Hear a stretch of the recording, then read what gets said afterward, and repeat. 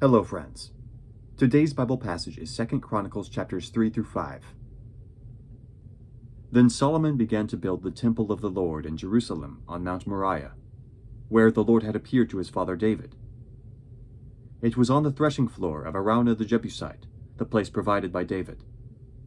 He began building on the 2nd day of the 2nd month in the 4th year of his reign.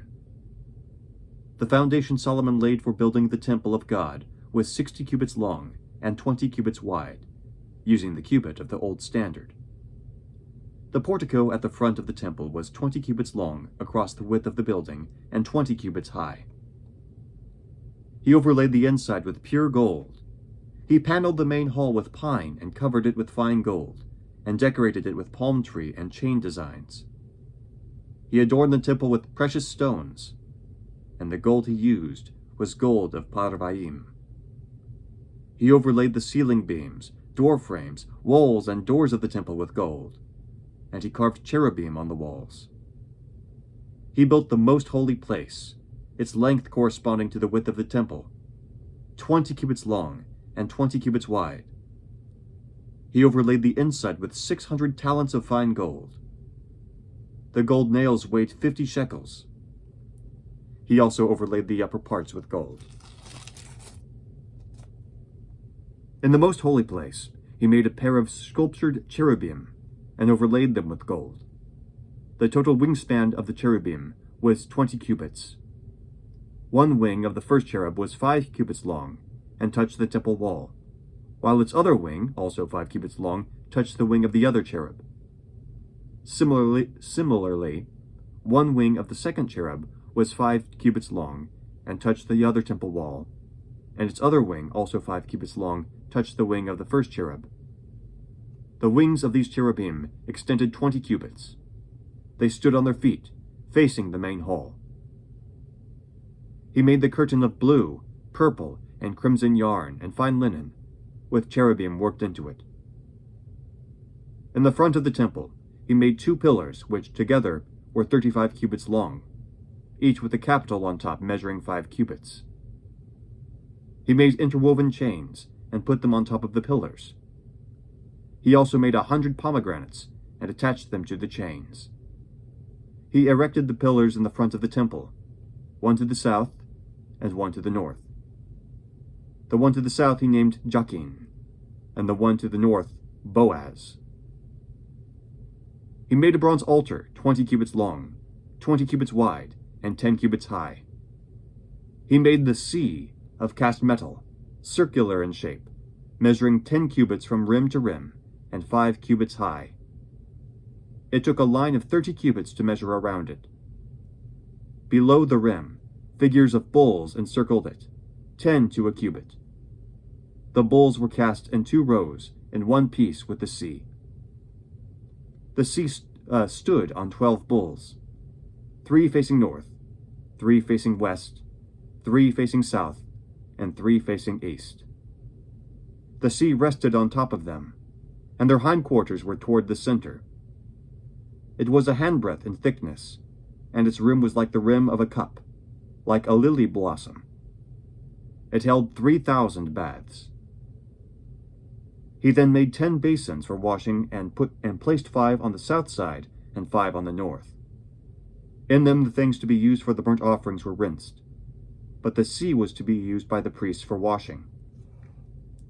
He made 10 gold lampstands according to the specifications for them, and placed them in the temple, 5 on the south side and 5 on the north. He made 10 tables and placed them in the temple, 5 on the south side and 5 on the north. He also made 100 gold sprinkling bowls. He made the courtyard of the priests, and the large court, and the doors for the court, and overlaid the doors with bronze.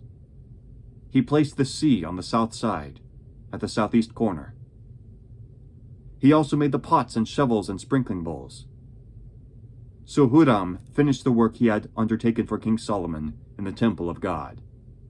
The 2 pillars, the 2 bowl-shaped capitals on top of the pillars, the 2 sets of network decorating the 2 bowl-shaped capitals on top of the pillars, the 400 pomegranates for the 2 sets of network, 2 rows of pomegranates for each network, decorating the bowl-shaped capitals on top of the pillars. The stands with their basins, the sea and the 12 bowls under it, the pots, shovels, meat forks, and all related articles. All the objects that Hiram Abi made for King Solomon for the temple of the Lord were of polished bronze. The king had them cast in clay molds in the plain of the Jordan, between Succoth and Zarethan. All these things that Solomon made amounted to so much that the weight of bronze was not determined. Solomon also made all the furnishings that were in God's temple: the golden altar, the tables on which was the bread of presence, the lampstands of pure gold with their lamps, to burn in front of the inner sanctuary as prescribed, the gold floral work and lamps and tongs, they were solid gold, the pure gold wick trimmers, sprinkling bowls, dishes, and censers, and the gold doors of the temple and inner doors to the most holy place, and the doors of the main hall. When all the work Solomon had done for the temple of the Lord was finished, he brought in the things his father David had dedicated, the silver and gold and all the furnishings, and he placed them in the treasuries of God's temple. Then Solomon summoned to Jerusalem the elders of Israel, all the heads of the tribes, and the chiefs of the Israelite families, to bring up the ark of the Lord's covenant from Zion, the city of David. And all the men of Israel came together to the king at the time of the festival in the 7th month. When all the elders of Israel had arrived, the Levites took up the ark, and they brought up the ark, and the tent of meeting, and all the sacred furnishings in it. The priests, who were Levites, carried them up, and King Solomon and the entire assembly of Israel that had gathered about him were before the ark, sacrificing so many sheep and cattle that they could not be recorded or counted. The priests then brought the ark of the Lord's covenant to its place in the inner sanctuary of the temple, the most holy place, and put it beneath the wings of the cherubim.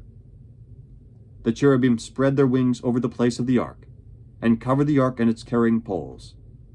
These poles were so long that their ends, extending from the ark, could be seen from in front of the inner sanctuary, but not from outside the holy place.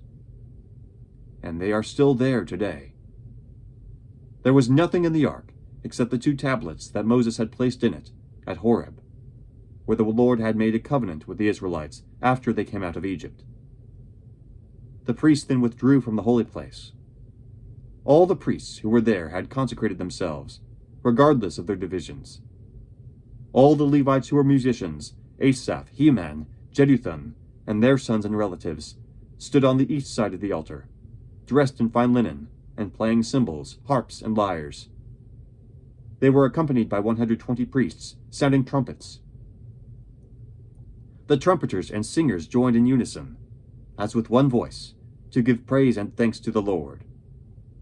Accompanied by trumpets, cymbals, and other instruments, they raised their voices in praise to the Lord and sang, "He is good, his love endures forever." Then the temple of the Lord was filled with a cloud, and the priests could not perform their service because of the cloud, for the glory of the Lord filled the temple of God. The word of the Lord. Thanks be to God. Have a great day.